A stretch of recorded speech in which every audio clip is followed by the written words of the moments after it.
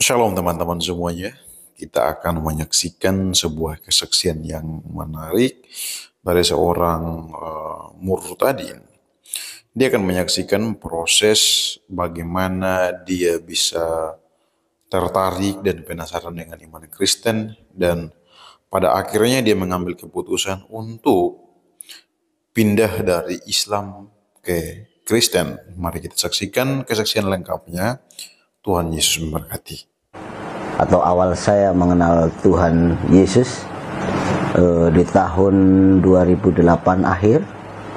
Latar belakang saya adalah seorang Muslim, keluarga besar saya Muslim, di mana saya hanya bagian kecil bagi mereka, dan bisa dibilang di dalam keluarga adalah satu-satunya orang yang mengenal Tuhan Yesus. Awal saya mengenal Tuhan pada dasarnya bukan karena ada hal-hal yang banyak teman-teman yang mempunyai pendapat bahwa saya diiming-imingi sebuah suatu kekayaan atau suatu harta yang berlimpah, tapi kenyataannya tidak. Karena awal saya bisa bertobat menjadi orang percaya itu karena mengalir, ya. Jadi tidak ada paksaan dan tidak ada suatu intimidasi dari manapun. Jadi yang saya alami tahun 2008 itu adalah masa-masa sulit, terutama bagi keluarga saya, di mana kami sekeluarga sangat terhimpit, ya, khususnya di dalam perekonomian kami. Tapi tidak terbenak di pikiran saya akan berubah seperti ini. Tapi kalau Tuhan sudah mengubahkan, itu adalah jalan Tuhan. Ya, saya tinggal di suatu komplek pertokoan sentra bisnis di pertengahan 2008, dan saya juga tidak tahu ada inilah jalan Tuhan buat saya untuk merubah saya menjadi yang seperti saat ini. Tidak ada janji-janji dan tidak ada ikatan janji dengan orang lain atau seorang hamba Tuhan, pendeta atau apapun. Tapi tiba-tiba Tuhan kirimkan seorang hamba Tuhan ke tempat pertokoan di mana kami sekeluarga tinggal, dan saya bekerja di sebuah toko tersebut. Istri saya bilang, "Bah, tadi ada seorang pendeta datang ke rumah kita saat ini." Posisi saat ini saya lagi pergi, tidak ada di lokasi, dan saya masih berkata seperti ini, kalau untuk masalah agama, kepercayaan saya sangat menghormati teman-teman kita. Tapi kalau untuk saya boleh masuk di dalam dan kami boleh mendalami agama yang sekarang saya anut, agama Kristen, saya berkata seperti ini pada istri saya, kita tidak bisa menjual iman kita. Tapi berjalannya waktu, hari demi hari yang saya alami dengan keluarga saya, hidup kita semakin sulit, ya. Jadi akhirnya saya menentukan besoknya, 1 minggu kemudian seorang pendeta datang kembali memberikan satu buah Alkitab pada istri saya. Dia pesan bahwa saya suruh belajar dan saya suruh mempelajari, tapi enggak tahu ada kegerakan apa di hati saya gitu. Sementara saya kemarin berbicara kalau masalah pindah kepercayaan, saya bilang itu tidak mungkin bagi saya. Tapi pada malam itu akhirnya saya berdoa menurut doa saya, ajaran saya yang dulu, bahwa saya bertanya, setelah saya melakukan sembahyang, saya ada kegalauan dan ada rasa apa namanya, bimbang dan ragu. Akhirnya saya mulai goyah dan dalam hati saya ada bisikan-bisikan yang mungkin menurut hati nurani saya, ya coba apa salahnya kamu pelajari dulu, ini kan kitab suci katanya, belajar. Dan istri saya juga pesan kalau mau belajar mulai dari Yohanes dulu katanya, karena kalau itu kan ada dua bagian, perjanjian lama dan perjanjian baru. Kalau mulai perjanjian baru coba baca dulu di perjanjian baru, mulai kitab Yohanes, ya kan? Karena di situ tertulis pada mulanya Allah itu ya, Allah di situ, Allah kita. Akhirnya saya mulai belajar, ya kan, mulai membaca ayat demi ayat, bab demi bab saya baca berulang-ulang, dan saya melakukan sembahyang kembali setelah malam itu. Saya berdoa kepada Tuhan. Akhirnya ada timbul kebimbangan dan keraguan saya, yang sebenarnya Tuhan mana sih yang benar, ya gitu kan. Tapi di Alkitab saya buka-buka dan kok di situ tertulis adalah akulah jalan kebenaran dan hidup, ya. Di situ tertulis. Akhirnya saya mulai berenung, apakah benar gitu kan. Dan pada seminggu berikutnya itu sudah saya lewati. Seminggu berikutnya saya mendengarkan sebuah radio, waktu itu namanya Pelita Kasih ya, RPK, Radio Pelita Kasih. Tidak sengaja saya lagi setelah bekerja di atas jam 10 mau tutup toko, di RPK itu terdengar lagu Janjimu Seperti Fajar Pagi Hari, ya kan. Lah, lagu ini kok enak didengar, dan saya mendengarkan lagu itu damai sekali, gitu ya. Akhirnya saya pengen belajar, tanya-tanya itu lagu apa sih, lagu dunia apa lagu enggak. Begitu saya dengerin kembali, ada kaset. Kebetulan di samping tempat pekerjaan saya adalah toko handphone ya, orang jual beli handphone. Mereka di komputernya itu setel itu lagu-lagu itu, Janjimu Seperti Fajar Pagi Hari. Loh, kok menyentuh saya lebih kayaknya saya pengen lebih dekat lagi, pengen ada rasa damai banget, walaupun dalam kondisi yang sangat buruk sekali pada saat itu tentang. Tapi saya begitu mendengarkan lagu itu kayaknya sukacita saya timbul. Nah, dan nggak tahu kenapa keesokan harinya bos saya punya orang tua mengajak saya antar ke gereja, ya kan. Pertama antar ke gereja, dia bilang itu gereja di Kelapa Gading, di Pertokohan, salah satu gereja di Kelapa Gading. Pada saat itu saya belum mau masuk yang pertama. Nah, akhirnya begitu minggu depannya, akhirnya saya suruh antar kembali. Begitu itu tidak ada kesengajaan kok, saya langsung pakaian rapi dan pokoknya rapi lah. Akhirnya hati saya, saya bukan coba-coba tapi saya mau ke gereja, ya kan. Akhirnya antar gereja loh. Akhirnya begitu setelah saya antar, maminya bos saya bilang, Mbak Toyo mau tunggu di depan atau masuk aja?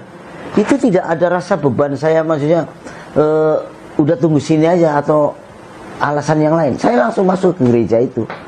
Jadi begitu masuk ke gereja, saya mengikuti perjalanan ibadah itu. Ya tidak ada, hati saya tidak ada penolakan. Maksudnya tidak ada bertentangan dengan hati saya. Saya mengalir begitu aja, ikut ibadah.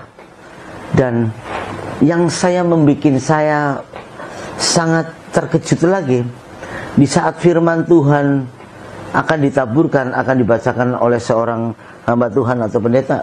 Lagu Janjimu Seperti Fajar Pagi Hari itu tadi dinyanyikan di gereja tersebut. Jadi makin menguatkan saya gitu loh.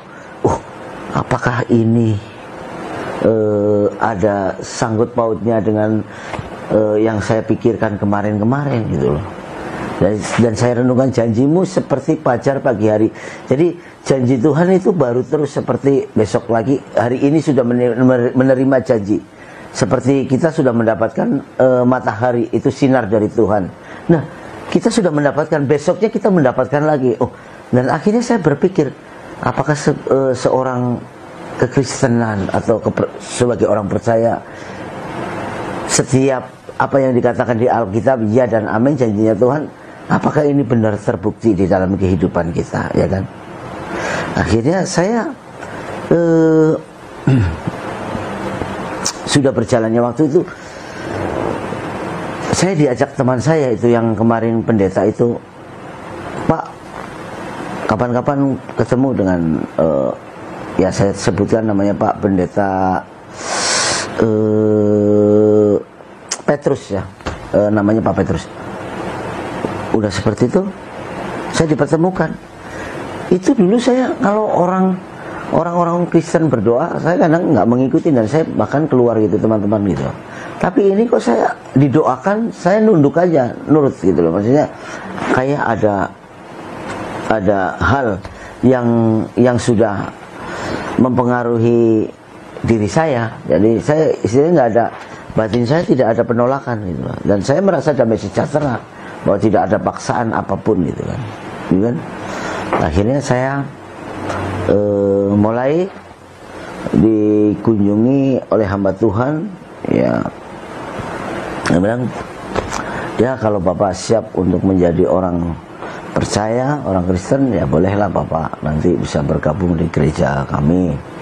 Akhirnya saya bergereja, tapi yang saya alami bukannya saya mendapatkan damai sejahtera di dalam secara jasmani, tapi malah saya mendapatkan hal-hal yang sangat menyakitkan dan sangat bertentangan dengan pemikiran saya.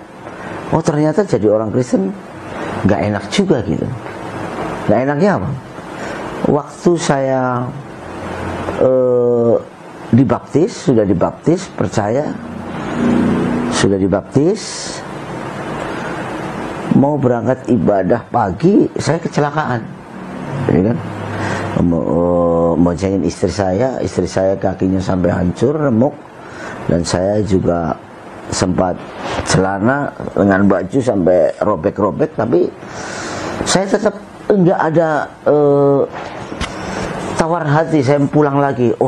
Saya pulang lah karena baju saya kotor, tapi saya tetap berangkat ke gereja. Bahwa itulah ada roh yang nggak tahu juga kenapa di hati saya itu ada roh yang menyala-nyala gitu loh. Dan istri saya titipin ke salah satu hamba Tuhan juga, dan saya ke gereja. Saya tetap ke gereja. Dan pada saat mulai saya berlalunya dengan waktu, akhirnya saya banyak kadang mencobai Tuhan, atau saya mengetes-ngetes lah, artinya apakah benar kalau memang Tuhan saya bisa membuktikan enggak, saya bilang gitu Pak. Dan akhirnya apakah karena ini untuk menguatkan iman saya di dalam saya boleh mengikuti Kristus, atau bagaimana, saya juga tidak tahu. Jadi istri saya sakit di rumah, dia bilang, Pak, saya itu ada benjolan di kiri, benjolan kiri sakit sekali, kalau habis mandi sakit. Saya bilang, akhirnya saya bilang, kenapa ya Tuhan, kok saya udah jadi orang Kristen, bukannya saya ada bersungut-sungut juga, saya udah jadi orang Kristen, kenapa kok cobaannya masih bertubi-tubi gitu. Ya akhirnya udah saya maaf aja, makan aja sangat sulit gitu. Tapi dengan saya masuk Kristen kok cobaannya tambah luar biasa. Akhirnya saya bilang begini sama Tuhan, Tuhan, kalau memang Tuhan, Engkau Tuhan saya, tolong saya dong. Masa nggak bisa menolong saya bilang gitu. Akhirnya saya menantang Tuhan, ya kan? Iya, saya bilang berdoa. Akhirnya saya berdoa aja, Tuhan, ya karena saya adalah orang-orang yang percaya yang baru awal-awal, ya doanya yang penting Tuhan, saya minta kesembuhan untuk istri saya, dan kalau memang istri saya sembuh, ya saya pasti akan semakin setia kepada Tuhan. Loh, begitu. Hari Minggu habis ibadah saya berdoa, hari Rabu kok nggak ada perubahan. Saya bilang nggak, kemas katanya makin sakit. Malam Kemisnya saya berdoa lagi, dalam nama Yesus saya bilang itu, kalau memang ini udahlah, saya bilang nggak tahu jadinya jadi apa. Saya bilang itu, kalau memang Tuhan mau tolong saya bilang itu. Akhirnya saya berdoa, dan malam Jumat saya berdoa sambil saya olesin minyak urapan, dikasih sama Tuhan juga, berdoa saya olesin. Akhirnya paginya memang benar-benar total sembuh. Jadi akhirnya, oh iya, Tuhan sudah memberikan janjinya kepada saya dan bisa menyembuhkan. Saya juga harus membuktikan kesetiaan saya kepada Tuhan gitu. Karena saya memberikan pelayanan kepada Tuhan, karena Tuhan sudah dahulu melayani kita, sudah baik kepada kita. Ya, ini yang perlu kita garis bawahi. Ini adalah timbal balik kita, ucapan syukur kita kepada Tuhan, karena Tuhan sudah baik kepada kita. Bukan kita memberikan yang terbaik kepada Tuhan dan kita mengharapkan sesuatu dari Tuhan. Salah. Jadi Tuhan sudah melakukan sebelum kita memberikan yang terbaik buat Tuhan. Tuhan sebelumnya sudah memberikan yang terbaik buat kita. Ya, jadi akhirnya berjalannya dengan waktu, akhirnya saya semakin setia kepada Tuhan, iman kami setia kepada Tuhan. Kadang saya juga banyak hal-hal yang baru dipikirkan oleh pikiran saya, belum saya doakan, belum saya lakukan, sudah terjadi. Dan sekarang segala sesuatunya Tuhan permudahkan, baik urusan-urusan anak saya di dalam studinya maupun di dalam apapun, Tuhan semuanya bereskan. Karena sempat saya mengalami intimidasi juga, karena proses waktu saya bertobat,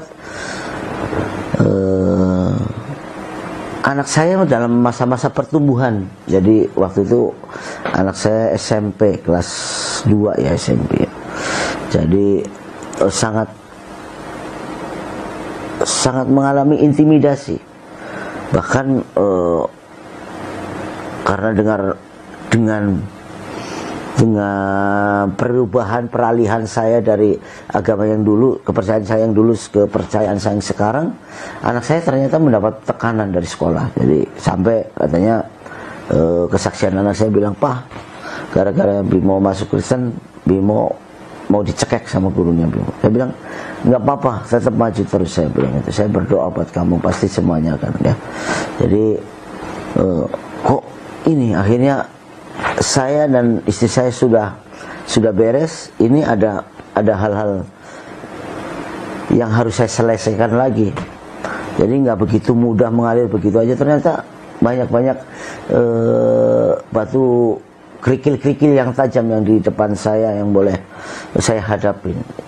Anak saya akhirnya jadi mentalnya terganggu juga, karena gara-gara saya mengambil keputusan untuk berpindah kepercayaan, ya kan.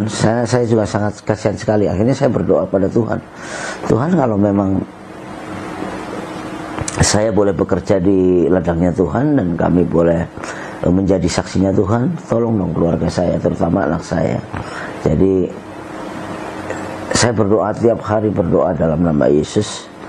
Akhirnya ya Tuhan bereskan. Anak saya akhirnya mengambil keputusan, karena kemarin sebelum itu dia masih bimbang kan, mau memilih kepercayaan yang A atau yang B. Akhirnya ikut dengan saya dan puji Tuhan ya sekarang ikut dengan saya. Jadi saya bersyukur bahwa dan apapun saat ini, di saat kami doakan, Tuhan juga sediakan buat kita. Dan yang terutama, kita setia dulu kepada Tuhan, ya kan? Kami percaya bahwa kalau kita setia kepada Tuhan, apapun yang kita minta Tuhan pasti cukupkan. Jadi ini sebagian kesaksian dari saya. Mungkin nanti kalau ada waktu lagi kita bisa berbagi kesaksian untuk saling menguatkan, karena masih banyak kesaksian saya sampai saat ini, mulai sampai saya menjadi hamba Tuhan. Jadi butuh proses yang panjang, ya kan? Jadi kalau ini hanya sebagian kecil proses peralihan saya dari orang percaya, kepercayaan yang dulu menjadi kepercayaan yang sekarang, mengenal Tuhan Yesus. Itu yang saya alami saat ini. Teman-teman semuanya, cara Yesus berjumpa dan menyatakan dirinya kepada orang berdosa itu berbeda-beda. Orang yang satu ini bisa memberikan pengalaman yang berbeda, dan orang yang lain pun bisa memberikan pengalaman yang berbeda. Ada orang yang awalnya sangat membenci dengan Tuhan Yesus, membenci dengan kekristenan, pada akhirnya dengan cara yang tidak terduga, Yesus menyatakan diri kepada mereka. Saya mengingat ada salah seorang teman saya, dia pada akhirnya meninggalkan Islam hanya karena setiap hari dia disapa oleh seorang anak Kristen. Selamat pagi, selamat siang, selamat sore. Nah, hal ini membuat dia pada akhirnya bertanya-tanya, ada apa? Kenapa saya disapa setiap hari? Dan mengapa mereka begitu lembut? Ini kan cara yang unik, teman-teman. Nah, ada juga yang pada akhirnya meninggalkan Islam karena dia melihat bahwa di dalam Islam itu tidak ada kasih.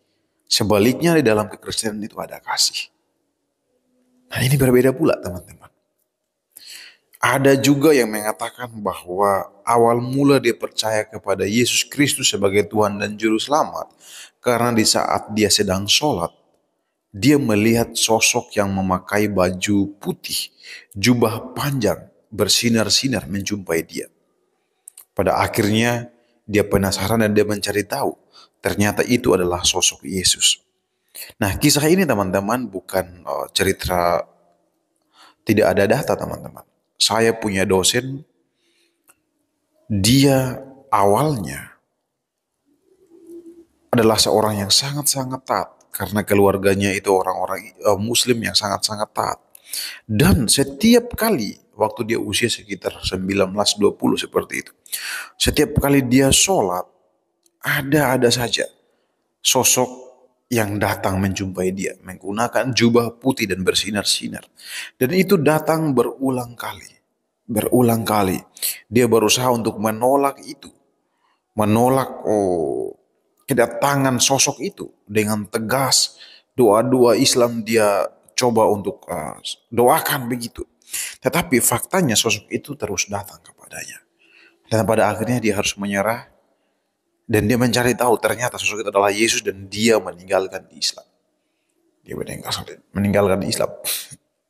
Dan beberapa dari antara mereka yang meninggalkan Islam pada akhirnya dibenci oleh keluarga besarnya. Itu siklus yang sudah sering kita lihat, teman-teman. Ketika meninggalkan Islam, maka dia akan dibenci. Bahkan saya dengar-dengar, bisa, teman-teman, ketika kita meninggalkan Islam, darah kita bisa halal. Itu dalam aturan mereka. Nah, dari Kristen bisa masuk Islam, tidak ada hukuman apa-apa. Tetapi kalau dia sudah jadi Islam dan dia keluar, dia bisa dibunuh. Ini saya dengar, teman-teman. Bisa teman-teman cross-check sendiri informasi ini apakah benar. Nah, berkaitan dengan abang yang sedang memberikan kesaksian, saya pikir ini luar biasa, teman-teman. Berawal dari masalah yang timbul. Setelah itu, dia mulai penasaran.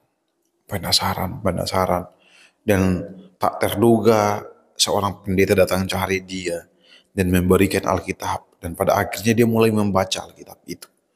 Dia berawal dari mencoba-coba, teman-teman. Tapi dengan cara mencoba-coba itu, Allah menyatakan dirinya. Dan dia menemukan bahwa ada satu bagian firman Tuhan yang mengatakan bahwa akulah jalan kebenaran dan hidup. Jika kita melanjutkan ayat itu, akulah jalan kebenaran dan hidup. Barang siapa tidak dapat datang kepada Bapa kalau tidak melalui aku. Maksudnya apa? Siapapun manusia yang telah berdosa itu di dunia ini tidak bisa datang kepada Allah kalau tidak melalui Tuhan Yesus Kristus. Jadi Tuhan Yesus Kristus adalah jalan yang menghubungkan manusia dengan Allah. Tidak ada jalan yang lain, teman-teman. Dan ingat, cara Tuhan berjumpa dengan manusia itu berbeda dan sangat-sangat unik. Ketika ada masalah yang tidak bisa dia selesaikan sendiri, manusia selesaikan sendiri. Ingat, Yesus Kristus selalu memberikan jawaban. Saya mengingat satu bagian firman Tuhan yang mengatakan bahwa marilah kepadaku semua yang letih lesu dan berbeban berat. Aku akan memberikan kelegaan kepadamu. Jadi, secara jasmani dan rohani, Allah memberikan jawaban. Ya kan? Allah memberikan jawaban, teman-teman. Maka dari itu, iman Kristen itu adalah iman yang sangat luar biasa. Ketika seorang mengenal Tuhan Yesus secara pribadi, ketika Tuhan pertama kali berjumpa dengan orang tersebut, pasti ada perubahan yang sangat-sangat nyata dari pribadi orang tersebut. Mungkin awalnya dia adalah seorang yang temperamen, emosional. Setelah percaya kepada Tuhan Yesus, dia menjadi orang yang sangat-sangat sabar, baik, rendah hati. Itu banyak sekali perubahan-perubahan yang akan dialami oleh seseorang yang pada akhirnya percaya kepada Tuhan Yesus. Nah, saya pun demikian. Ketika saya mengambil sikap untuk benar-benar berdoa, saya menemukan Tuhan menyatakan dirinya kepada saya di tahun 2013. Dan sampai hari ini, luar biasa. Saya mengalami perubahan-perubahan seperti itu. Karena teman-teman, untuk kalian yang sedang meragukan iman kalian, contohnya, meragukan tentang jalan keselamatan, apakah kalian selamat atau tidak, apakah dengan melakukan kebaikan, bersedekah itu kalian bisa selamat. Kalau kalian yang masih ragu-ragu dengan itu, mari dengarkan pesan firman Tuhan ini. Yesus mengatakan bahwa akulah jalan kebenaran dan hidup.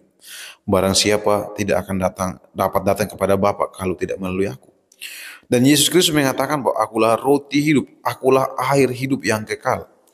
Ketika kita menikmati roti hidup itu, maka kita akan kenyang untuk selamanya. Kita akan hidup untuk selamanya. Pertimbangkan itu, teman-teman. Karena kekristenan tidak memberikan jawaban yang ambigu atau membingungkan. Jawabannya tegas. Percaya kepada Yesus Kristus maka Anda akan diselamatkan. Itu jelas, ada ayat-ayat firman Tuhan yang mengatakan seperti itu. Dan kalian yang sedang dalam kebingungan, firman Tuhan mengatakan, mintalah maka pintu akan dibuka. Ketoklah maka pintu akan dibukakan. Mintalah maka kamu akan mendapatkan. Begitu teman-teman semua. Sekian yang dapat saya sampaikan. Tuhan Yesus memberkati.